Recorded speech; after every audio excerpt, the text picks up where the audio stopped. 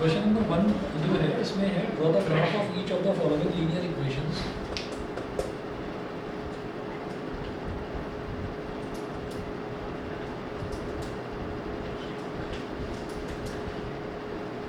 Graph of each of the following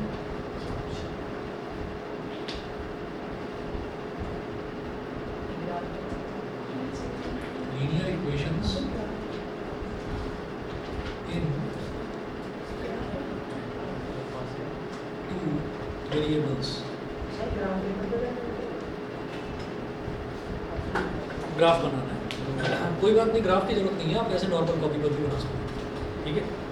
तो देख लीजिए कि इस तरीके के क्वेश्चंस को कैसे सॉल्व करना है। एग्जाम में पूछेंगे तो वहाँ पर तो आपको ग्राफ दिया होगा, तो देखिए। हाँ अच्छा, नहीं आ रहा, कोई बात नहीं, कोई बात नहीं, समझ लीजिए। फिर भी मैं 3-4 क्वेश्चन करा रहा हूँ। क्वेश्चन नंबर 1 के ही 4 पार्ट से समझ में आ जाएगा। तुम्हारा भी होगा ना तो टेस्ट।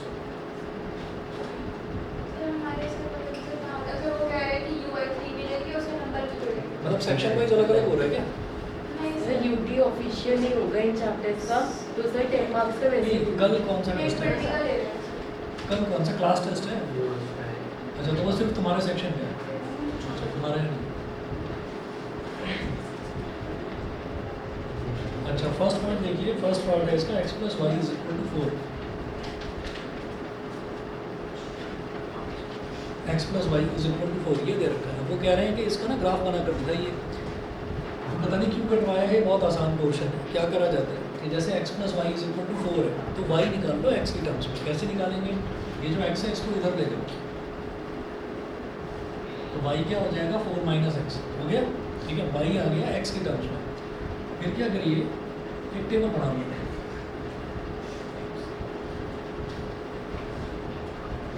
इस टेबल में यहाँ पर लिखिएगा x और इधर लिखिएगा y। तो x लिखेंगे तो x को मैंने ले लिया, चलिए 0। जब x को मैंने 0 लिया तो y की वैल्यू क्या आएगी बताओ? 4 आ जाएगी। भाई x को मैंने 0 ले लिया तो y की वैल्यू क्या आ जाएगी? 4 - 0 यानी कि 4 आ गई। यहाँ पर लिख दिया 4, ठीक है। तो उसके बाद क्या करिए, अब ले लो आप y को 0 ले लो। अगर y को 0 ले लिया तब x की वैल्यू क्या आ जाएगी? 4, ठीक है। भाई अगर y को 0 ले लिया तो y 0 कब होगा? जब x की वैल्यू 4 होगी, तभी तो 4 - 4 0 होगा, ठीक है। तो ये क्लियर है। ऐसे एक छोटी सी आपको टेबल बनानी है। टेबल बनाने के बाद में फिर आप ग्राफ बना लीजिए ऐसे। ये y एक्सिस है। नहीं बेटा, दोबारा देख लो कि अगर यहाँ पर मैंने कहा y की वैल्यू 0 है तो 0 = क्या हो गया? 4 - x, -x को इधर ले आओ तो x = 4, ठीक है। अच्छा, ये y हो गया और ये नीचे y' एक्सिस में ऊपर टॉप साइड को y और बॉटम साइड को y' हो गया। ऐसे ही जो x एक्सिस है इसमें इस तरफ x होता है और इस तरफ x' होता है। फिर x की वैल्यू देखिए कहाँ से कहाँ तक जा रही है? 0 से 4 तक जा रही है। तो यहाँ मेंशन करो 0, 1, 2, 3, 4 और चलो 5 तक लिख लो। जैसे y की वैल्यू क्या है? 0 और 4 आ रही है तो 0 से 4 तक जा रही है तो लिख लो 1, 2, 3,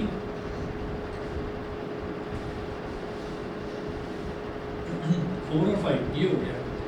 अब जब x 0 है तो y क्या है? 4। जब x 0 है तो y है 4। तो यहाँ पर एक क्रॉस लगा दो। x 0 कहाँ पर होगा? जब x 0 का मतलब सॉरी मैंने गलत बताया। जब x 0 है, x की वैल्यू कहाँ बढ़ेगी? इस तरफ, है ना। तो x की वैल्यू बढ़ नहीं रही है। x की वैल्यू कितनी है? सिर्फ 0 है। जब x 0 है तो y कितना? 4। यहाँ पर एक क्रॉस लगा, ठीक है। फिर x की वैल्यू कितनी है? 4। अब x की वैल्यू 4 है तो y कितना? ऊपर की तरफ हमें बढ़ना ही नहीं है। क्यों? क्योंकि y की वैल्यू 0 है। तो x 4 तो y 0। ये 2 पॉइंट समझ में आ गए, ठीक है। अब क्या करना है? स्केल रखकर दोनों पॉइंट्स को ज्वाइन कर देना। ज्वाइन कर दिया, इधर एक एरो लगा लो और इधर एक एरो लगा लो। ये जो लाइन बन गई, इस लाइन के ऊपर लिख देना बस। यहाँ पर ऐसे लाइन जिस तरीके से उसी के ऊपर लिख देना x + y = 4। ये आपका ग्राफ बन गया। खत्म। ये करना। सेकंड पार्ट देख लो इसी तरह से।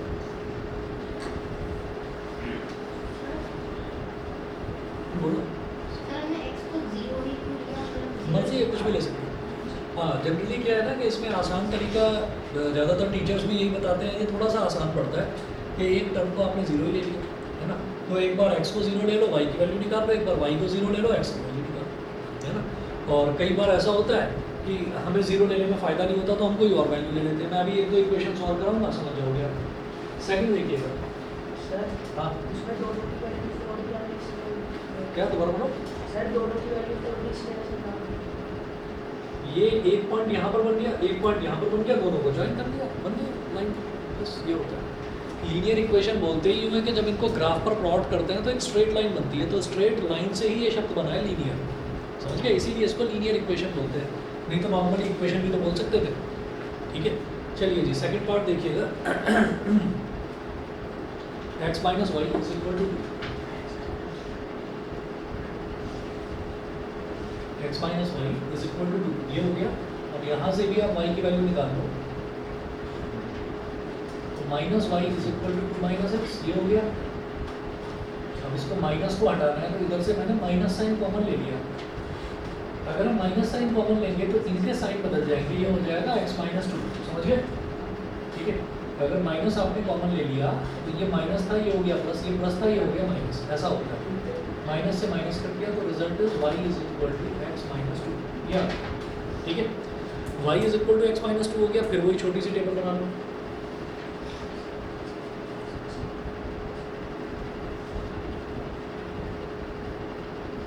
x और y, x की वैल्यू अगर 0 है तो y की वैल्यू बोलो माइनस 2, 0 माइनस 2 इज माइनस 2। अच्छा, y की वैल्यू अगर 0 है तो x की वैल्यू,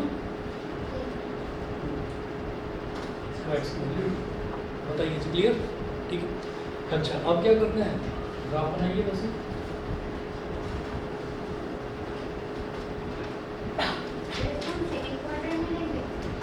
हाँ देखिए बिल्कुल, क्योंकि नेगेटिव आ रहा है ना, x की वैल्यू 0 और 2 है तो बस यहाँ पर दिखा दीजिए ये 0, ये 1, 3 तक दिखा दो बस। y की वैल्यू 0 भी है और माइनस 2 भी है, तो यहाँ पर लेकर चलो माइनस 1, y नेगेटिव में नीचे होगा, माइनस 1 माइनस 2 माइनस 3। जब x 0 है यानी कि x में आप इधर और उधर बढ़े ही नहीं, आप यहीं पर रुके हुए क्योंकि x 0 है, तो y कितना माइनस 2, तो y है माइनस 2, तो यहाँ पर एक क्रॉस लगा दीजिए। अब x 2 है, x में 2 है, x 2 है तो आप यहाँ तक बढ़ गए, और y कितना है 0 है, y 0 है तो मतलब आप ऊपर और नीचे कहीं भी नहीं गए, आपने यहीं पर क्रॉस लगा दिया, समझ गए। ठीक है, अब क्या करना है कि दोनों प्रोसेस हैं, कोई वैल्यू इसको इससे जोड़ दो, ऐसे एक लंबी लाइन खींच लीजिए, इधर एक एरो लगा दो, इधर एक एरो लगा दो, तो ये आपकी इस लाइन का ग्राफ बन गया। अब इसी लाइन के ऊपर लिख दीजिए x minus y is equal to 2, समझ गए। थर्ड पार्ट देखिए,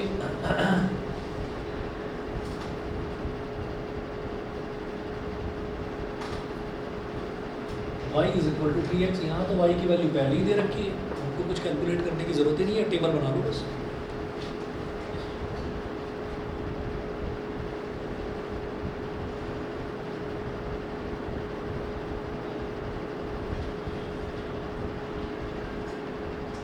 अब बोलो x की वैल्यू 0 है तो y की वैल्यू 0, भाई 3 इंटू 0 0 हो गया। अच्छा, अब मैं y की वैल्यू 0 लूँगा तो कोई फ़ायदा थोड़ी है, y की वैल्यू 0 लूँगा तो अगेन x की वैल्यू 0 आ जाएगी, तो मुझे एक नया पॉइंट चाहिए। तो अब आप क्या करिए, x की वैल्यू 1 ले लो, तो y की वैल्यू क्या आ जाएगी 3 आ जाएगी। जब x की वैल्यू 1 ले ली तो y की वैल्यू क्या है 3x, यानी कि 3 इंटू 1, तो 3 इंटू 1 3 आ गई वैल्यू। अच्छा,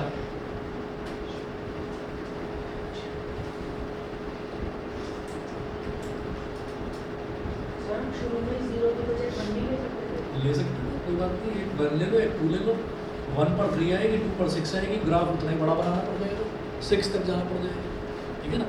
0 लेने से फ़ायदा ये है कि आप देखो इतने जरा से में हमारा काम निपट गया, और इसके रख कर रंग मिला, खींच दीजिए। हाँ जी, पहले के क्वेश्चन में पहले अपने y की वैल्यू x की वैल्यू पुट करके पहले देखना, और फिर सेकंड वाले में y की वैल्यू। हाँ। तो इसका मतलब दोनों वाली x की रखी है। मैं वही तो कह रहा हूँ कि आप y की वैल्यू 0 रखो, क्या हो जाएगा 0। 0 ही हो जाएगा, तो कोई फ़ायदा नहीं है ना, इस वजह से। और सर अगर हम 1 लेंगे हाँ बहुत बढ़िया। अब जैसे हमने 1 ले लिया, अब आप ये कह रहे हो कि नहीं मैं तो y की वैल्यू लेनी है मेरे को, तो y की वैल्यू अगर आप 1 लोगे तो x की वैल्यू 1/3 आ जाएगी, उसको प्लॉट करने में दिक्कत होगी। तो इसलिए फिर वो वैल्यू लेते हैं जो आसानी से आ जाए।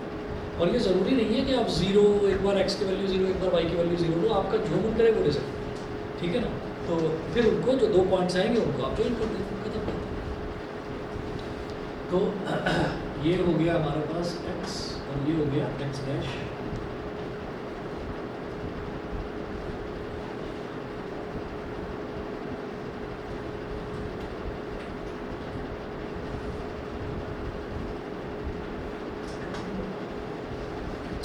जब x की वैल्यू 0 है तो y की वैल्यू भी 0, तो यहाँ पर क्रॉस लगा दिया।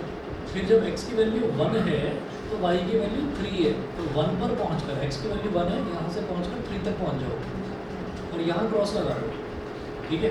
और अब इन दोनों को ज्वाइन कर दो ऐसे।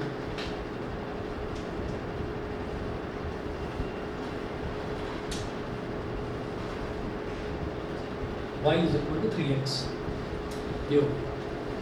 फोर्थ देखिएगा 3 is equal to 2x plus Y.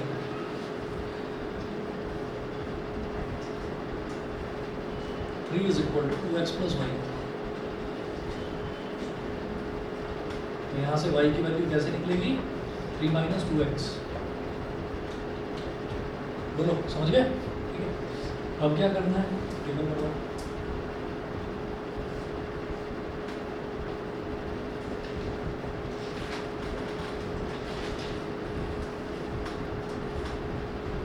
x की वैल्यू 0 ले ली, जब x की वैल्यू 0 है तो y की वैल्यू कितनी आ रही है? 3। अच्छा y की वैल्यू अगर मैं 0 ले लूँगा तो जो x है, x की वैल्यू आएगी 3/2 की, तो वो पॉइंट्स में आएगी, तो वो लेना हमें ठीक नहीं लग रहा है, तो कुछ और वैल्यू ले लो। x की ले लो फिर इसी हिसाब से ना, x की वैल्यू 1 ले लो। x की वैल्यू 1 लेंगे तो y की वैल्यू कितनी आ रही है? 1। ये भी 1 आ रही है, क्योंकि 2 1 2 और 3 माइनस 2 इज 1, तो y की वैल्यू भी 1 ही है। तो ये 2 हमारे पास पॉइंट्स हो गए।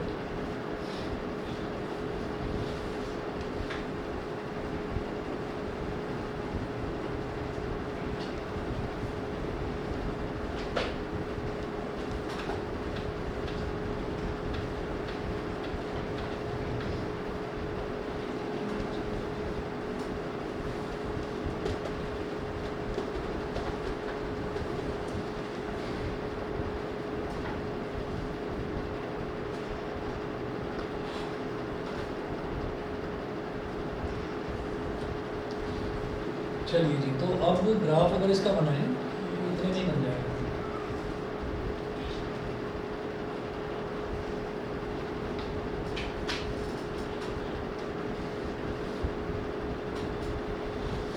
x की वैल्यू 0 और 1, तो इधर 0 1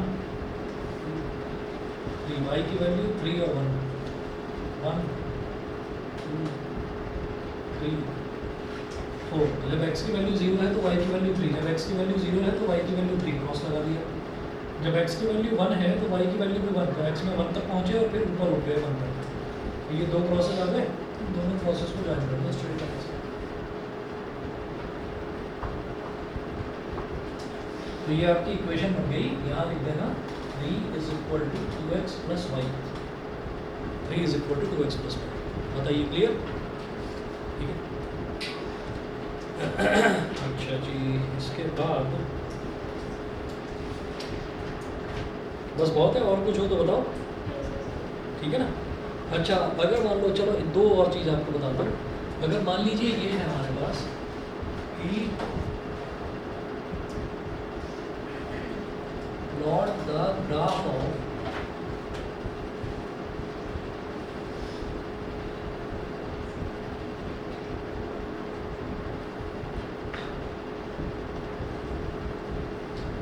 y is equal to 4,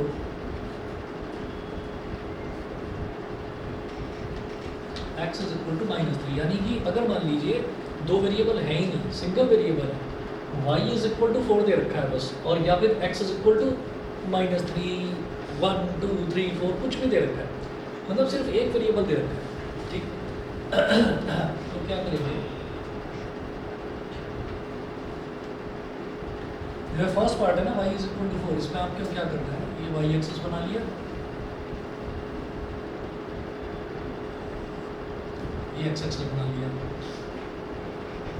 तो y इज इक्वल टू 4 कैसे आएगा? ये है 0 1 2 3 और 4।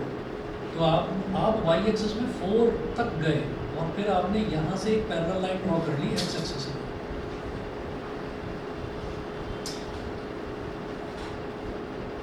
इसको आपने बोल दिया y इज इक्वल टू 4। तो अगर y is equal to anything दे रखा है तो वहाँ तक पहुँचो और वहाँ से x एक्सेस के पैरेलल एक लाइन ड्रॉ कर दो, बन गई, ये ग्राफ बन गया उसका। ऐसे ही जैसे x इज इक्वल टू -3 दे रखा है,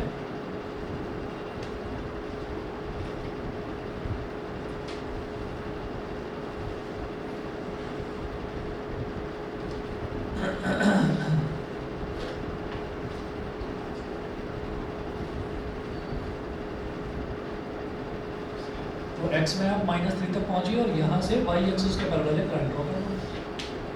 तो ये आपकी इक्वेशन क्या होगी, ग्राफ क्या होगी, x इज इक्वल टू -3 का ग्राफ। बताइए, क्लियर?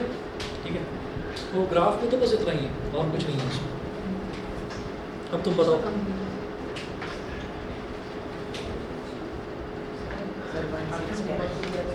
बेटा होमवर्क कल चेक कर लो, मैथ्स का ही ना। अरे हाँ, 2 क्वेश्चंस दिए थे। ठीक है, अच्छा वो याद दिला दिया। एक क्वेश्चन नोट करिए।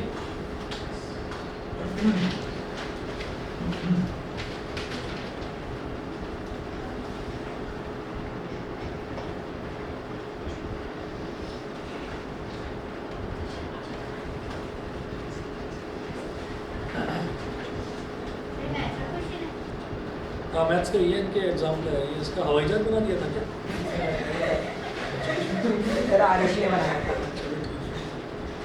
एक क्वेश्चन देखिएगा, डेसिमल रिप्रेजेंटेशन।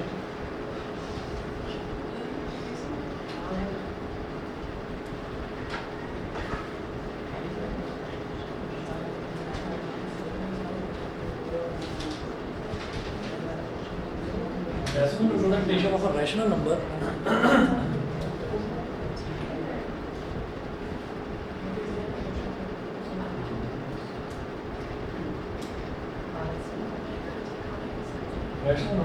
cannot be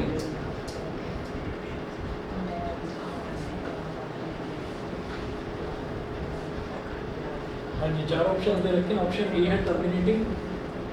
सारे सबको लिखना है ना? हाँ, ये वाला।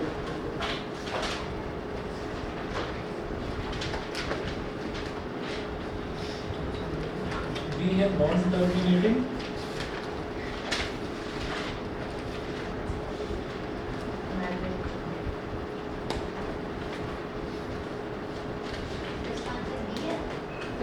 बता रहा हूँ, 2 ऑप्शंस और हैं।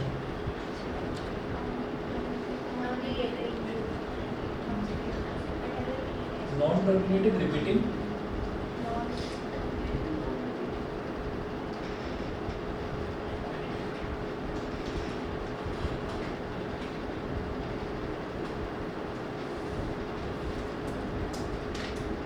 और डी है non terminating non repeating.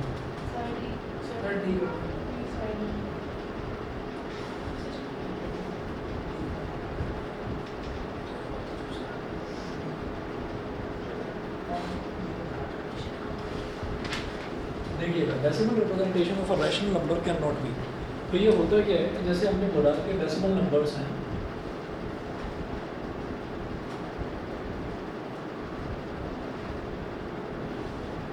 Decimal numbers को 2 कैटेगरी में डिवाइड कर देते हैं। एक होता है टर्मिनेटिंग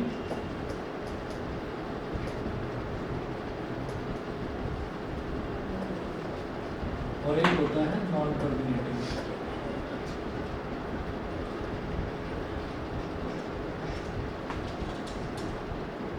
टर्मिनेटिंग और नॉन टर्मिनेटिंग वो हो गए।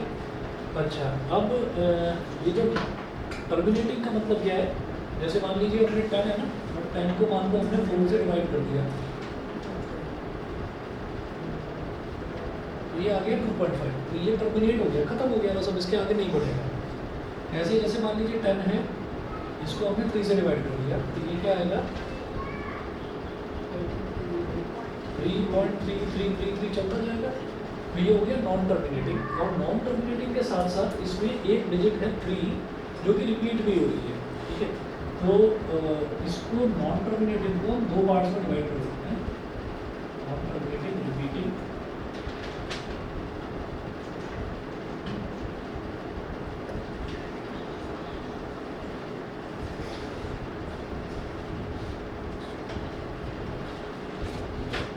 और एक होता है नॉन रिपीटिंग। तो यहाँ पर देखिएगा कि एक तो टर्मिनेटिंग हो गया, तो टर्मिनेटिंग जो नंबर है, नॉन टर्मिनेटिंग और रिपीटिंग वाला जो नंबर है, ये दोनों नंबर किसकी कैटेगरी में आते हैं? रैशनल नंबर क्या आते हैं? क्योंकि इन दोनों टाइप के नंबर्स को हम, इन दोनों टाइप्स के जो नंबर्स हैं इनको हम x अपॉन वाई या p अपॉन q की फॉर्म में लिख सकते हैं, where q is not equal to 0, इस तरह से लिखा जा सकता है। तो एक तो ये होगा रैशनल नंबर। अब अगर इर्रेशनल की बात करी जाती है तो इर्रेशनल क्या होगा? Non terminating and non repeating, ठीक है। तो आप ये देखिए decimal numbers, decimal representation of a rational number can not be terminating, ये तो गलत है। टर्मिनेटिंग तो होता है वो, नॉन टर्मिनेटिंग तो नॉन टर्मिनेटिंग भी वो होता है। नॉन टर्मिनेटिंग रिपीटिंग यस, ये भी रैशनल नंबर आता है, लेकिन नॉन टर्मिनेटिंग नॉन रिपीटिंग जो है वो इर्रेशनल नंबर होता है, ठीक है। तो ये डी वाला इसका आंसर है, ठीक है ना। नॉन टर्मिनेटिंग नॉन रिपीटिंग में नहीं हो सकता। सर नॉन टर्मिनेटिंग और नॉन रिपीटिंग इंटीजर है। हाँ इंटीजर। सर 6 वाला जो है उसमें सिर्फ इरेशनल बताइए, रैशनल तो कर दिया। बता रहा हूँ, right, one rational and one irrational number between, ये वाला ना। रैशनल तो बता दिया होगा, इर्रेशनल नहीं बता पाए।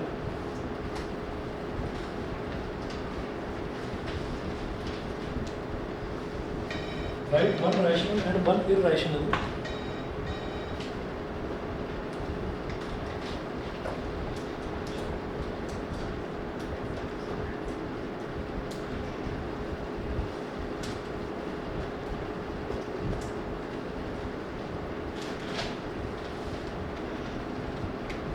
Write one rational and one irrational number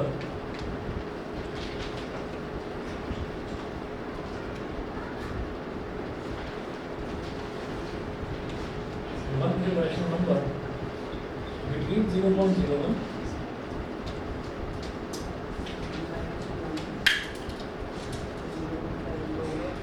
between 0.0 or 0.001.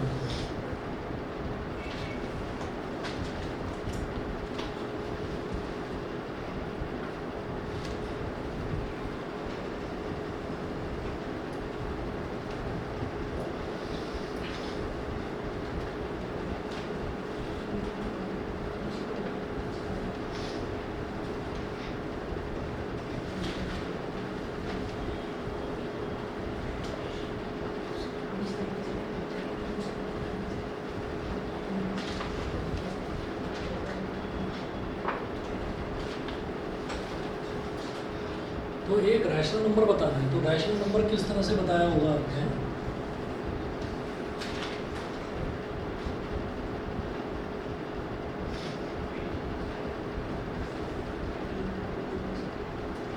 Rational number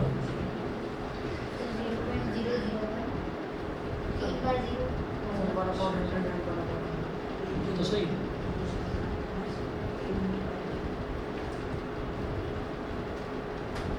ये जैसे 0.01 है ना,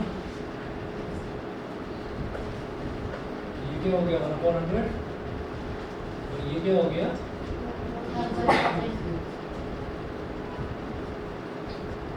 1/1000, ठीक है। ये 1/100 है, ये 1/1000 है, तो इसको भी अपॉन 1000 बनाने के लिए यहाँ पर पहले 10 लगाना पड़ेगा। तो 1/1000 ये छोटा नंबर है और 10/1000 ये बड़ा नंबर है, तो समझ में आ गया होगा। तो कई बार कंफ्यूज करने के लिए ऐसे दे देते हैं, वो छोटा नंबर बाद में लिखा हुआ है, बड़ा नंबर पहले लिखा हुआ है, ठीक है। तो 1/1000 और 10/1000 के बीच में एक नंबर ले दो 9/1000, ठीक है। तो हम ये कहेंगे 9/1000, बोलो। अगर हमारा ये 0.0001 नहीं हो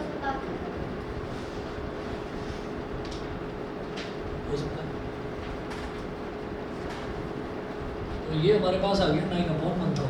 ये क्या हो जाएगा 0.009। ठीक है,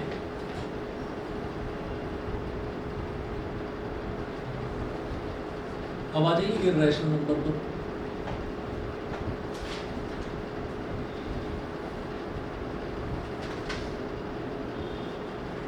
इर्रेशनल नंबर हम ये जानते हैं कि ये क्या होता है, नॉन टर्मिनेटिंग होता है और नॉन रिपीटिंग होता है। मतलब एक तो ख़त्म नहीं होगा, चलता ही जाएगा चलता ही जाएगा, और दूसरा रिपीट नहीं होगी कोई डिजिट, उसमें कोई डिजिट रिपीट नहीं होगी। तो अब क्या होगा देखिएगा, जैसे ये है ना, ये हमारे पास हो गया इर्रेशनल नंबर बिटवीन 0.001 एंड वो बड़ा छोटा नंबर बाद में लिखा, बड़ा नंबर पहले लिखा है, एंड 0.010 है ना। तो आप ये देखिए कि अब पहले क्या है, ये तो 1 है, मतलब आप सोचो कि अगर मैं इसके डिनोमिनेटर में लिखना चाहूँ तो ये 1/1000 हो जाएगा, ये 10/1000 हो जाएगा। ठीक है, तो इन दोनों के बीच का कोई इर्रेशनल नंबर हमको बताना है। तो इर्रेशनल नंबर ये 0.001 है, तो 0.002, 0.003, 0.004 ये सारे नंबर्स होंगे इसके बीच के, लेकिन ये सब क्या होंगे, ये रैशनल होंगे। मुझे इर्रेशनल बताना है, वो इर्रेशनल को हम ऐसे लिख लेंगे 0. जैसे इससे बड़ा जस्ट नंबर 0.002 है, उसको ऐसे लिखेंगे 0.002, फिर लिखेंगे 0002, फिर लिखेंगे 00002 और डॉट डॉट डॉट डॉट करके छोड़ देंगे। समझ गए? तो पहले क्या करा, 002, फिर 0002, फिर 4 बार 02, और फिर अगला क्या आएगा 5 बार 02, फिर 6 बार 02। तो ये रिपीट नहीं हो रहा है, तो जब भी कभी आपके पास इर्रेशनल नंबर पूछा जाए तो ऐसे ही लिख देना। जैसे मान लीजिए 1 और 5 के बीच में पूछ लिया, 1 और 5 के बीच में आपसे इर्रेशनल नंबर पूछ लिया, तो आप ये कहेंगे कि 1.1, वो भी तो 1 और 5 के बीच में ही लाई करेगा 1.1, तो आप उसको लिखना 1.1, 0.1, 0.001, 0.001 और डॉट डॉट डॉट ये करके छोड़ देना कि इर्रेशनल नंबर होगा। तो इर्रेशनल नंबर आप खुद लिखेंगे, इर्रेशनल नंबर आपको कैलकुलेट नहीं करते। जैसे रैशनल नंबर हम तो कैलकुलेट कर लेते हैं कि भाई दोनों का डिनोमिनेटर सेव कर दिया, सेव करने के बाद में फिर उसमें से आप कोई भी उठा कर रख दो वहाँ पर। यहाँ पर अपने आप ही लिखना है, बस किसी भी नंबर को पहले रैशनल ढूंढो।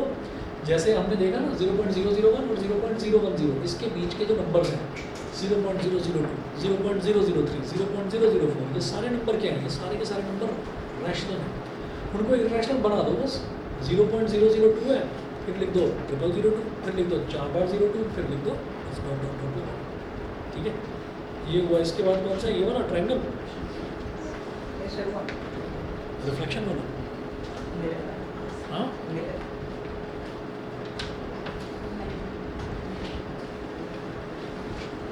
ये तो आर डी शर्मा का, इसका एनसीईआरटी का क्वेश्चन है।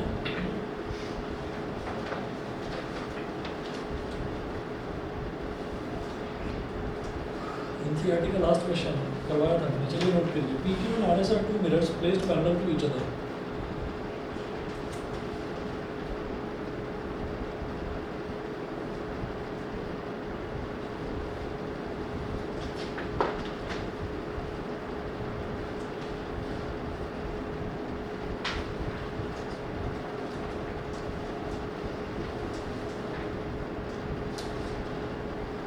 Are two mirrors placed parallel to each other, full stop, and incident ray AB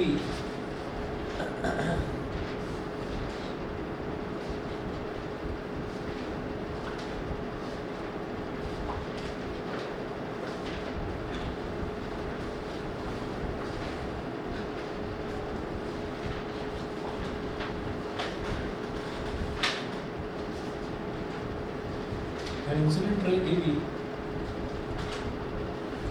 strikes the mirror PQ at B.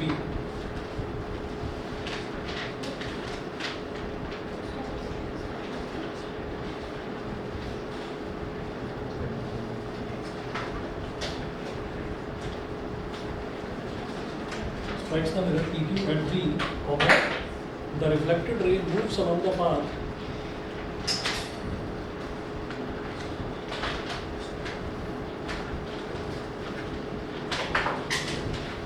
the reflected ray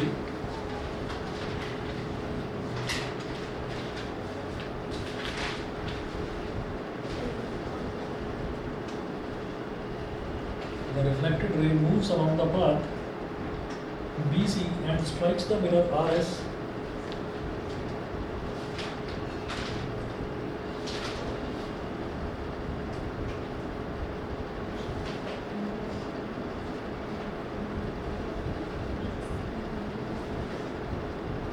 strikes the mirror RS at C and again reflects back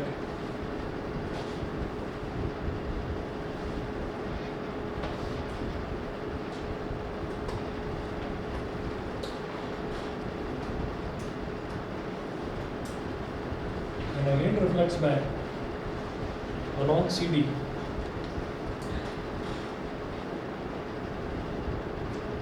Along CD, full stop. Prove that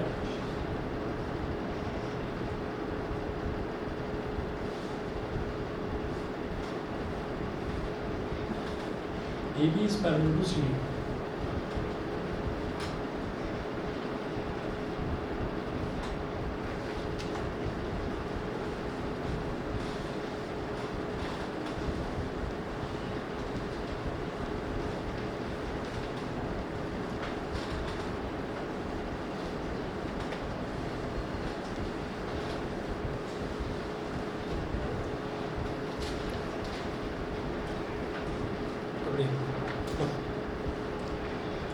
हाँ जी देखो, ये वाले question में पहले भी कुछ बच्चों ने बताया था कि उनको डाउट था। ये वाला क्वेश्चन जो है ये इसमें क्या है ना कि हमें लॉज ऑफ रिफ्लेक्शन भी यूज़ करना है इसमें।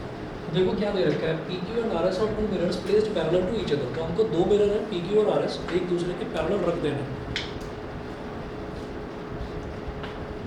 उसकी फिगर पे चार्ट दे रखी है। फिर रखी है वैसे ही फिगर बना दो।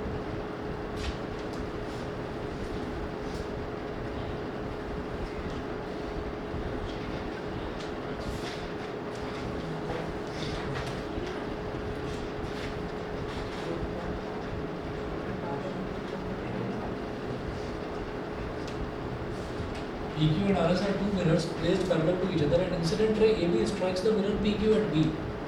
एक incident ray है AB, A, B, तो ये इस mirror PQ को B पॉइंट पर स्ट्राइक कर रही है। अच्छा, the reflected ray moves along the path BC. reflected ray जो यहाँ से रिफ्लेक्ट हुई वो रे ऐसे गई BC strikes the mirror RS at C. तो वो mirror RS को C पर स्ट्राइक कर रही है and again reflects back along CD. और फिर ये रिफ्लेक्ट बैक हो जाती है CD के अलग ऐसे, ठीक है। अच्छा, अब मेरे को ये प्रूव करना है कि AB is parallel to CD। तो हमने ये कहा कि इस पॉइंट पर आपने एक नॉर्मल ड्रॉ कर ली। नॉर्मल का मतलब होता है परपेंडिकुलर। तो ये आपका एंगल ऑफ इंसिडेंस हो गया, x बोल दिया इसको, और ये एंगल ऑफ रिफ्लेक्शन ये भी x होगा, ठीक है ना। तो ये हो गया। उसके अलावा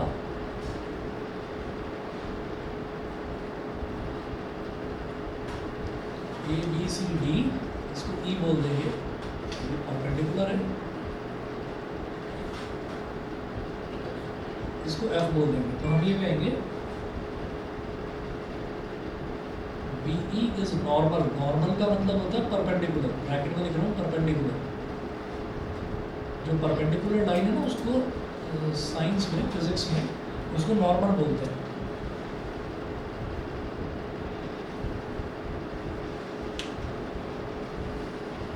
BE is normal at point B and CF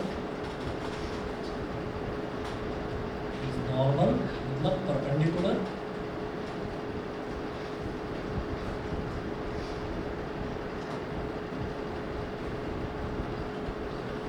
at point C।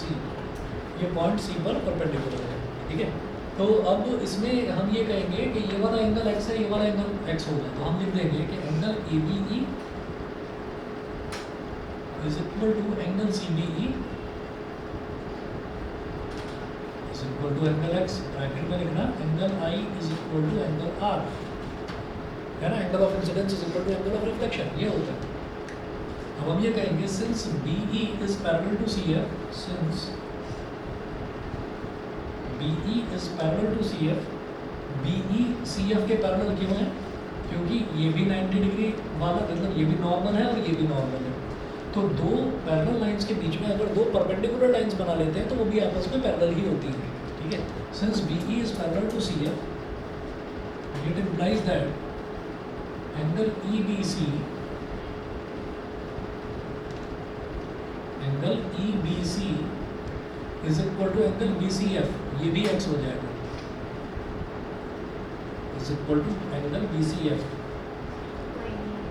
Is equal to ना ऑल्टरनेट इंटीरियर एंगल्स, ऑल्टरनेट ना, ये हो गया ऑल्टरनेट इंटीरियर एंगल्स, ये हो गया। अब जब ये x है तो भाई ये भी x होगा, यहाँ लिखेंगे angle B C F, B C F is equal to angle B C F is equal to x, यहाँ पर भी रीजन में लिखना है angle I is equal to angle R, angle of incidence is equal to angle of reflection, ये हो गया। अब हम ये कहेंगे कि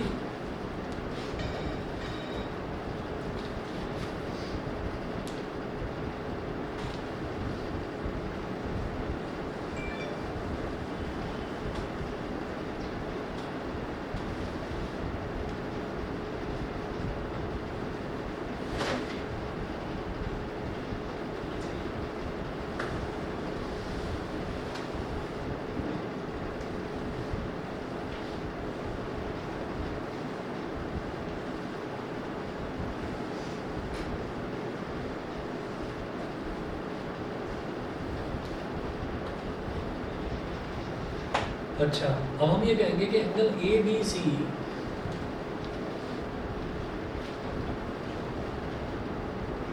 एंगल ए बी सी, ये पूरा angle is equal to angle B C D,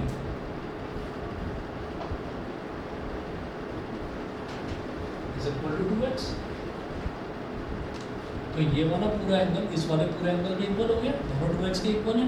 तो हम ये कहेंगे कि ए बी और सी डी के बीच में ये जो लाइन है बी सी, ये ट्रांसवर्सल की तरह एक्ट कर रही है, इसके इस तरफ वाला एंगल 2x है और इसके इस तरफ वाला एंगल 2x है। तो ए बी और सी डी जो है दोनों पैरेलल लाइंस होंगी, समझ गए। तो हम ये बोलेंगे कि between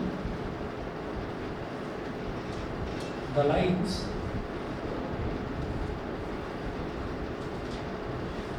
A B and C D,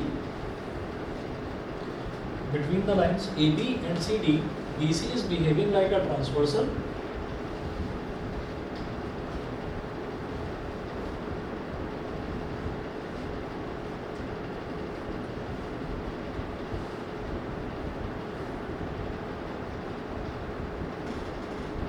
BC is behaving like a transversal and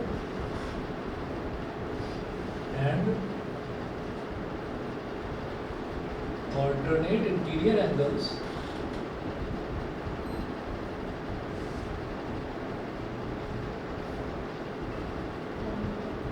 angle ABC and angle BCD are equal. So AB is parallel to CD. सही है।